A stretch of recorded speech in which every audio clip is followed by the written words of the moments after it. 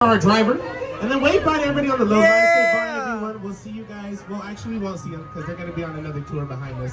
But listen, folks, I got a co-host for my tour this afternoon. You guys can recognize him from the Tonight Show, as well as That's My Jam. Give it up for Mr. Jimmy Fallon. Welcome to the Universal Studio Tour. I'm Jimmy Fallon. I'll be making sure you get through this experience in one piece. One Piece! Mr. Hollywood. And the greatest drive. Chad.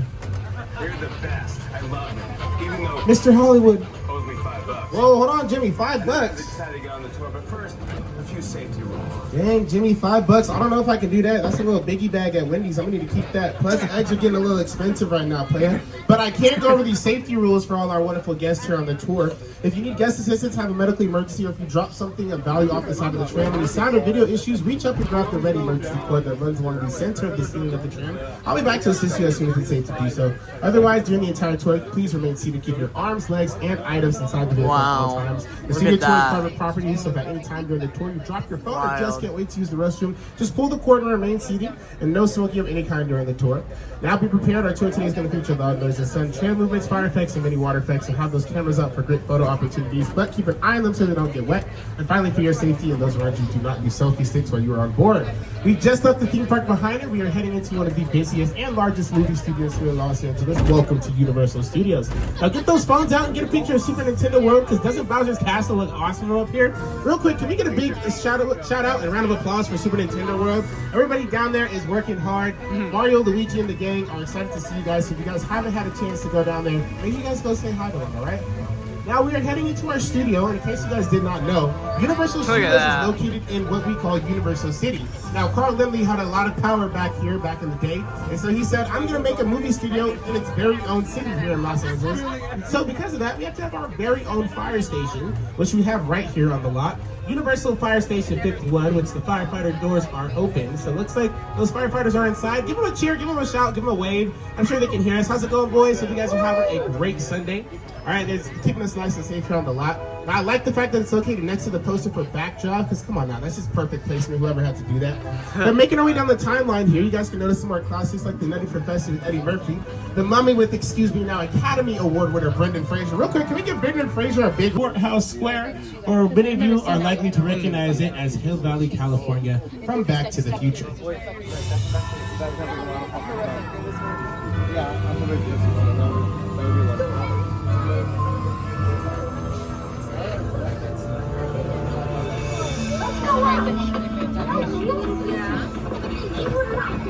What are they doing?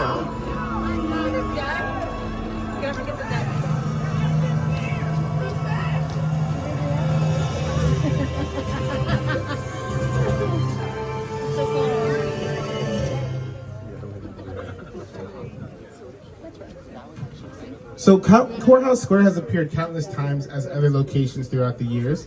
Filmmakers have used it as to represent a variety of locations. It was an abandoned amusement park and Escape from LA with Kurt Russell and Pam Grier. And it was also New England in the 1800s where Steven Spielberg's Amistad. Plus, this is also where Ted's TV series takes place. This is the 1993 version of Boston. Oh, I didn't recognize those geese were right there chilling, hanging out over there. But anyways, folks, we're going to be turning the corner onto New York Street. Hey everyone, welcome to New York. I got my start right here in New York on Saturday Night Live. This is actually my old neighborhood. What's going on? Tough lady. This is my favorite hot dog guy. Hey buddy, how's it going? Remember me? Just like old times. Gotta love New York City. I'm walking here. Hey, it's cool, guys. I was just, just walking in. So it's not exactly New York, but a lot of times when you see New York in the movies, it was shot right here on the Universal Metro sets. If you can make it here, you can make it anywhere. Even if you make it here on the Universal lot. And Jimmy's right. This beautiful location is the perfect place to get the long tracking shot of the main character walking downtown, the aerial crane shot of a superhero showdown, or even the swooping drone shot from one end of the street to the other during a high-speed car chase. These buildings are over 50 feet tall, and the street comes complete with its own theater district, financial district, even its own Macy's building. Now, we've been able to film countless of things here on New York Street. In fact, just recently, we were able to film a music video here. If I have any fans of the artist Tate McRae, she just filmed her music video, It's Okay, I'm Okay, in our New York streets. And shout out to her, she just got her #1 album for So Close to What, so, congratulations, all right? But From small towns to big cities to, well, islands, we're going to take a little trip on down to Skull Island, and I have a very special guest to welcome us. Give it up for my good friend and famed director, Mr. Peter Jackson. It's the original King Kong that made me want to direct movies. I saw that movie on TV when I was about 8. Are we? Oh yeah, I didn't notice. Hey, look, the train. Oh, that's cool. From the original studio tour, it used to look like it was gonna hit the tram. Yeah. Well, there was 2 separate sections. They just put it into one.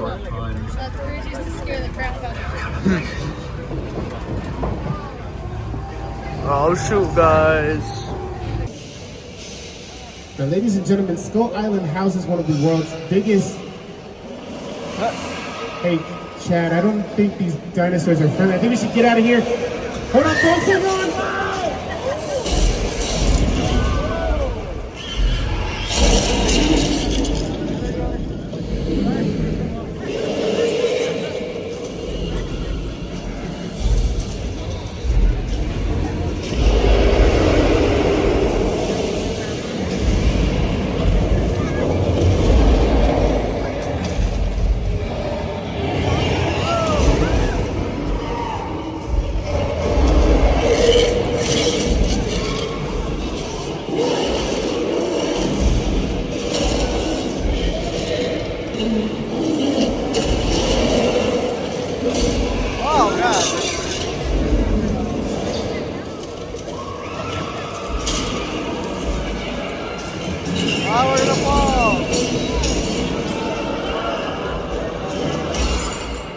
Oh, those people died.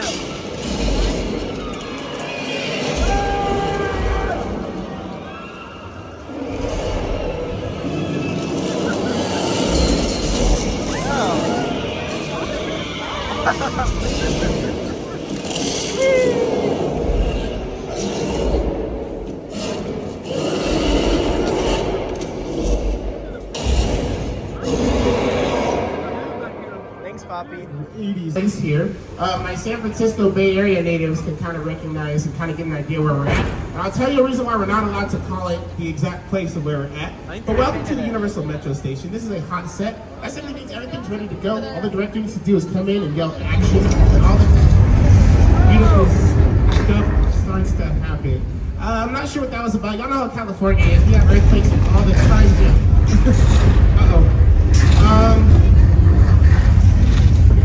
I'm sure it'll pass, folks. Everybody just stay calm. Okay. Everybody just hang out for a second, alright? Looks like we're covering a small swimmer. Let's go.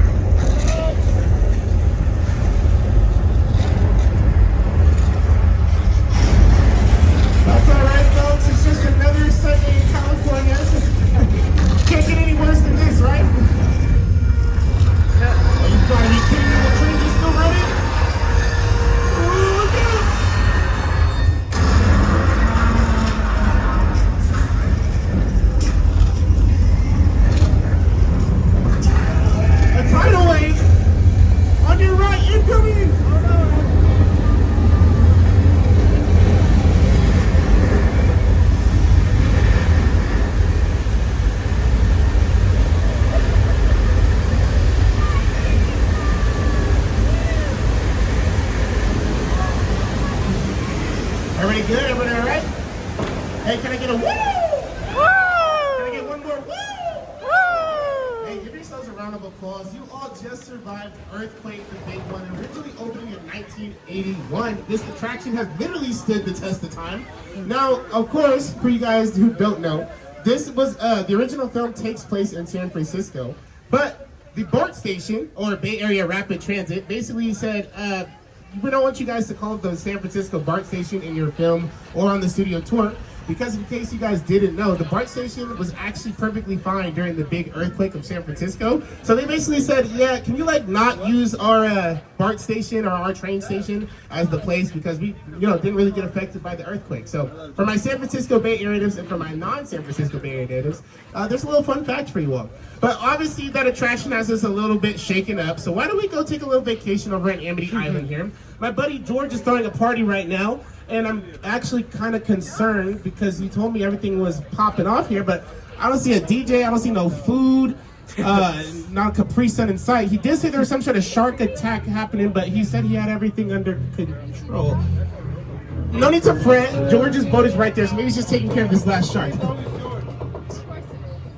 George, what the heck, man? You told me you had everything under control here. I just brought all these people here, dude. George, look out!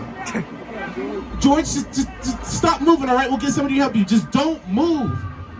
That is not what I meant. Okay. Listen. Hey, everyone. Listen, we're just gonna take a little, we're gonna pull up right in front of these gasoline tanks. It's just a shark, all right? Matter of fact, I read on Google, if you don't move, sharks won't attack you, all right? So everybody sit still. Nobody move here. I'll take myself off camera. We're gonna be absolutely fine. Just please, whatever you do not panic. Okay, I lied. Everybody panic. We're not gonna be fine. Everybody panic. We're not gonna be fine. Oh my gosh. Zoinks! Is that a shark? Here it comes.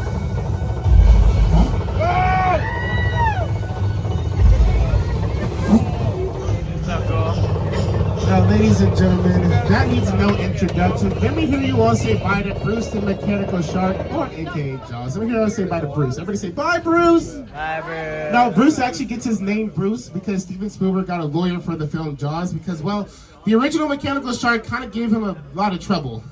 Listen. That's a much maligned shark. The shark was frustrating. It didn't really work all the time. It didn't work hardly at all. Wherever you were on the island, you could hear the radio waves. They were always saying, the shark is not working. Repeat, the shark is not working. We just waited around. We just waited and waited and waited. The shark worked well enough. For a while there, I had the biggest hit of all time. So I really owe the shark a lot.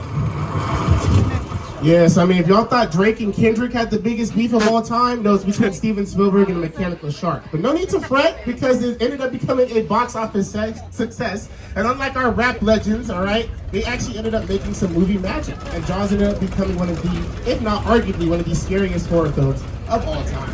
But let's talk about weather, and most specifically, how it plays a huge part in filmmaking, all right? Because here at Universal Studios, we have the opportunity to do something which is really cool.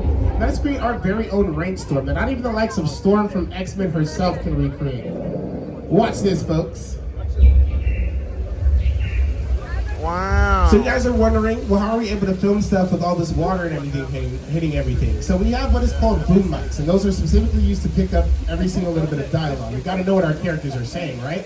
But you can imagine with all this stuff hitting everything and with that thunder effect playing, you wouldn't hear a single beat.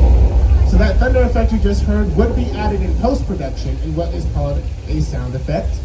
But same thing with the strobe lights, we would add extra lighting and in some cases filters and even CGI really give the illusion that we're in the middle of a thunderstorm, even though we're right here at the bright and sunny Universal Studios Hollywood lot. Oh no, they used too much water, folks. Everybody hang on, we got a little bit of a flash flood. We should be fine. Oh, that's cool. Hold on. Well, ladies and gentlemen, that flash flood effect can be seen in action right here on your screen from the film Big Fat Liar with Paul Giamatti, Frank Muniz, and Amanda Bond. Yeah, let's see about that. Now, do I have any Lady Gaga fans aboard the tram this afternoon? Where are my little monsters at? Let me get a woo! I heard y'all. Okay, I heard y'all. You guys can recognize this flash flood effect in the Judas music video. That's when Lady Gaga gets hit by a gigantic wave at the end of the video. I was filmed right here on the back lot. Now at the beginning of the video, you can see them all pull up and start the big choreographed dance break right here. And I know some of you guys are like, well, wait a minute, I recognize this most notably in the film Nacho Libre, starring Mr. Jack Black. We're gonna take a little trip on down south, and note, this ain't Texas, or whatever Beyonce said. This is 6 Point. Here at 6 Points, we're able to film. So as we turn the corner here, get those phones out and get ready to take some pictures at Universal's iconic picture car lot. And here to start us off is the original picture car, the 1964 Glamour train that you guys have seen in many classic films. right Of course, we have the gyrosphere from Jurassic World and a couple of cars from the Flintstones that make you go yabba dabba doo. And then our biggest franchise to date, Dominic Toretto's Black Dodge Charger, Paul Walker's Blue Mustang, we have Tyrese Gibson's purple car, forgive me for forgetting the name, and of course the orange Julius does come complete with the ejector seat. Ejectocito, cuz. Now over here on your right hand side, we have the Fry's electronic car from Jordan Peele's film Nope, the Ford Anglia from Harry Potter, but you guys can recognize that when Ron and Harry head back to Hogwarts, and a couple of cars from Whoville. Now, some of these cars do have actual engines in them, like the car from Back to the Future back there, and of course, a couple of the cars from Fast and Furious. But a lot of these cars are just what we call picture cars because they actually don't have engines in them. So they literally can just sit there and be used for the picture. Now let's talk about cars though, as we want to take a little bit of a pit stop. Y'all mind if we chill here at the Bates Motel? Here my good friend Norman has 12 rooms and 12 vacancies for us to chill, hang out, and enjoy some downtime, all right? Plus it's getting a little warm out, all right? Need a little bit of air conditioned space. Hey, well there's Norman right there. Everybody say what's up to my boy Norman. Hi Norman, what's going on, buddy? Hey look Norman, we just wanted to stop by, say what's up, see if you had any extra vacancies available. You know what I'm saying? I know it's a lot of us, but I'm sure we can kind of squeeze in, you know, fit in any of the rooms. You just let us know what we need to do, all right? I could put the money on the... Like a real person. No. No, you know, it's Sunday, he's a little busy, or you know what I'm saying, it's about to be the start of the week tomorrow, you know what I'm saying, he's got to make sure everything's nice and, oh, well, what a gentleman, he's just helping this poor lady out to her car, and they say chivalry is dead, folks, man. Norman, I appreciate you for showing us that gentleman and chivalry is still alive, all right, but listen, we're going to go ahead and dip out, all right, I got to get on with the rest of this tour, buddy, but you have a great time, all right, and we'll see you later on. What's going on, buddy? Whoa, hold on, Norman. We don't need any culinary skills right now. Gordon Ramsay's not on the tram, buddy. You can put the knife away. Norman? Hey, Norman, you better stay there. I don't know what's gone into him, y'all. Y'all know it's Sundays. Some people get a little crazy on, you know, Sundays, that Monday blues, you know what I'm saying, y'all? But listen, let's go say hi to Mama Bates, all right? I'm sure she's looking pretty right here in the top left window of the house. So if you guys see her, give her a wave, give her a shout. She likes to see you guys. How's it going, Mama Bates? Hope you're having a great day. Norman looks like he's already having a bit of a rough one, so maybe he needs one of them ham sandwiches. I don't know. That's the start of it. But we'll see you a little bit later. All right, Mama Bates? All right. Okay. All right. We'll see you later. Okay. You know, sometimes you got to really, you know, say bye or else she'll talk your ear off, y'all. But listen, welcome to my favorite set here at Universal Studios Hollywood. And this is the set of Steven Spielberg's film War of the Worlds. Now this is where he took a real-life 747 aircraft and dropped it smack dab in the middle of a quaint New Jersey neighborhood. Now I could tell you all about this set because literally it is one of my favorites. But you know what? I think we're going to let the man himself tell y'all how this beautiful catastrophe came to be. Take a look.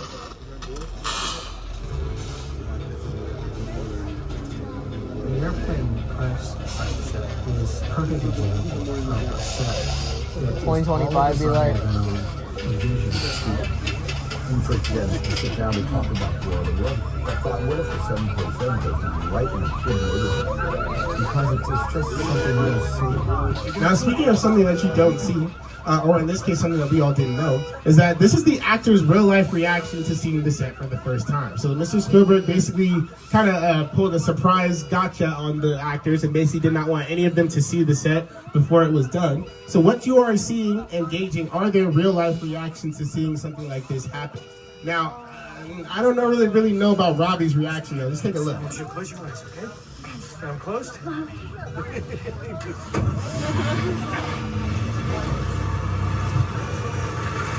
Robbie, get in. Get in. Like, Robbie took too long to get in that core, if you ask me. I would have been in the passenger seat, we would have been out. All right, folks? But listen, a set of this size is typically done using a scale model miniature and CGI. Now, in case you guys are wondering what a scale model miniature is, let's take a look at this behind the scenes of Skull Island. A scale model miniature is essentially an action figure sized version of a set. Now, in case you guys didn't see it, or some of you guys might see when we drive by, take a look here on the right-hand side, and right here in front of this blue door here, you guys are going to see a little bit of a house with an airplane kind of attached to it. It looks like the airplane fell in through. That is essentially what we would have used if Steven Spielberg didn't want to go all out with this set. Jesse Now, Pinkman? Mr. Spielberg was like, yeah, I'm not going to sit here No, and use a little not mini Jesse action Pinkman? figure-sized version. I want to get an actual plane that costed them $50,000. Actually, $60,000 if Jesse you really think Pinkman. about it, because they had to ship it over here to the Universal Jesse Studios lot. Pinkman. And also, the tail end of the Walter plane White. may or may not have fit Walter on the White. 101, so they had to actually airdrop it into the lot. But that's besides the point. All right, the point is that Mr. Spielberg went all out to really bring this set to life, which is why you were able to see Tom Cruise and the rest of the cast's reactions and them being so shocked at seeing something like this happen. Now, this set hasn't just been used for disaster sites. Well, technically it has, all right? But you guys can actually see it utilized in music videos. This part of the plane here, the tail was detached for Halloween Horror Nights, but when the tail was attached, it was actually flipped upwards so that way Nicki Minaj and Rihanna could stand on it for the music video for Fly. But a set of this type takes a director whose attention to detail is immaculate. And we got a newcomer here on our list, and here to welcome us to Jupiter's Claim real quick is my girl. What's up, Studio Tour? I'm Kiki Palmer from Jordan Peele's film, Nope. What's a bad miracle? Well, you'll have to see our movie to answer that one. Until then, So they're getting I rid hope of you it. enjoy That's your nice. visit to Jupiter's Clay. Movie magic only happens when a team of collaborators, often in the hundreds, work together to take an impossible notion and bring it to life. This is Jupiter's Claim, a nostalgic, small-time Southern California amusement park owned by former child star Ricky Juke Park.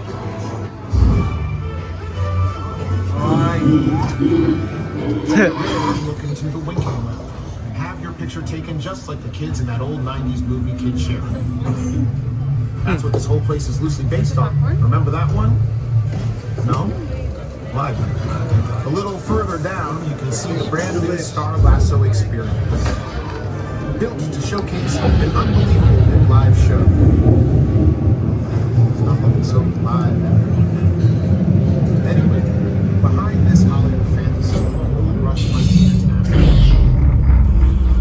Welcome to the world of no.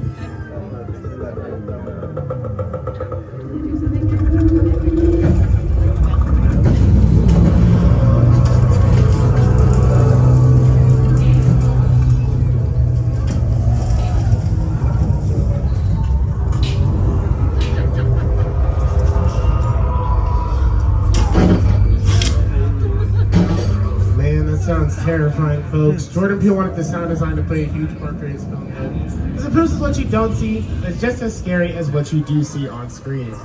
Now, ladies and gentlemen, there's been a big elephant in the room that I've needed to discuss. All right, folks? I need everyone to please give me a nice moment of silence. All right, ladies and gentlemen? No. Just this past couple of days, we have decided to close down our Fast and Furious Supercharged exhibit. So real quick, can we give a big moment of silence for Fast and Furious Supercharged?